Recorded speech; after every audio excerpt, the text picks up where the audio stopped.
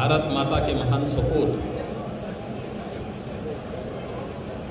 भारतीय जनसंघ के संस्थापक अध्यक्ष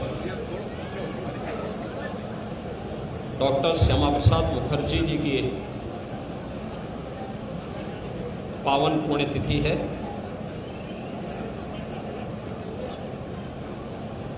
आज ही के दिन 1953 में डॉक्टर श्यामा प्रसाद मुखर्जी जी ने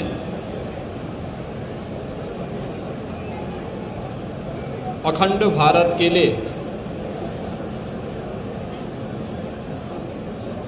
अपना बलिदान दिया था। डॉक्टर श्यामा प्रसाद मुखर्जी जी एक महान शिक्षाविद, महान स्वतंत्रता संग्राम सेनानी,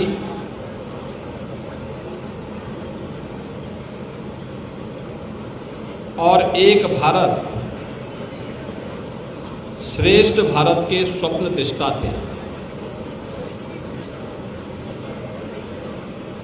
स्वतंत्र भारत में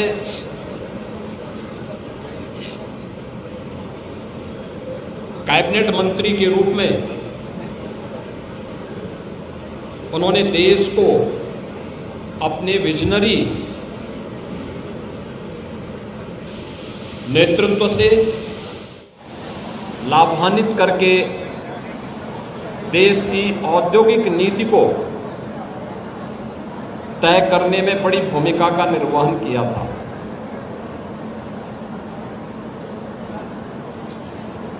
देश के अंदर खाद्य आवश्यकता की पूर्ति की जा सके, खाद्य मंत्री के रूप में भी स्वतंत्र भारत के पहले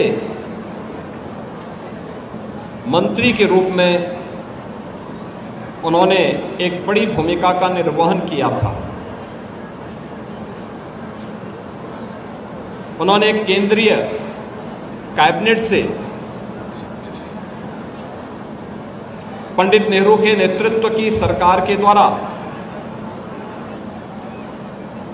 आजादी के तत्काल बाद राष्ट्रीय एकता और अखंडता के साथ किए जा रहे खिलवाड़ को देखते हुए उन्होंने इस्तीफा दे दिया था और भारतीय जनसंघ के पहले अध्यक्ष के रूप में उन्होंने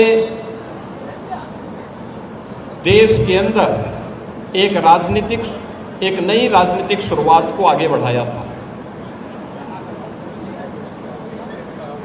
जब आजादी के तत्काल बाद संविधान लागू 1950 में हुआ, 1952 में प्रथम आम चुनाव के बाद देश के संविधान में धारा 370 को डाल करके राष्ट्रीय एकता को चुनौती देने का काम तत्कालीन सरकार ने किया था। कश्मीर में परमिट सिस्टम लागू किया गया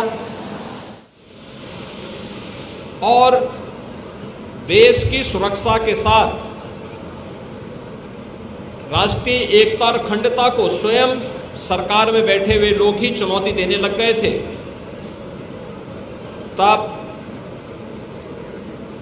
एक देश में एक प्रधान, एक विधान और एक निशान का उद्घोष करते हुए डॉक्टर श्यामा प्रसाद मुखर्जी जी ने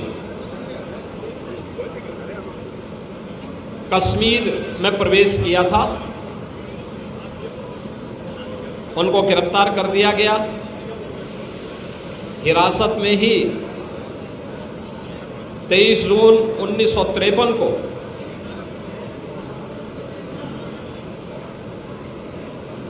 जम्मू कश्मीर के जेल में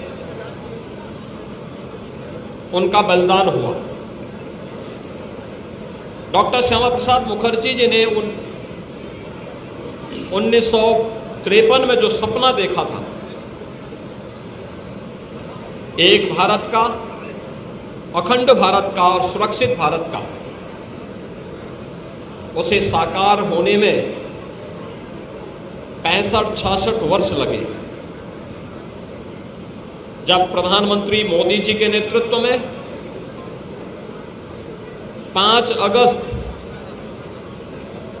2019 को कश्मीर में धारा 370 समाप्त हुई और आज जम्मू कश्मीर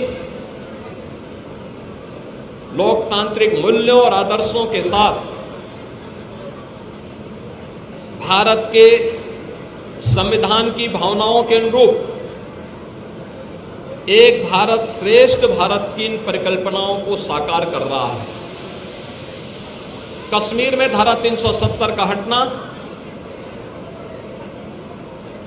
डॉक्टर श्यामा प्रसाद मुखर्जी जी के प्रति प्रधानमंत्री मोदी जी की और भारतीय जनता पार्टी नेतृत्व की सरकार की एक कृतज्ञता है। भारत माता के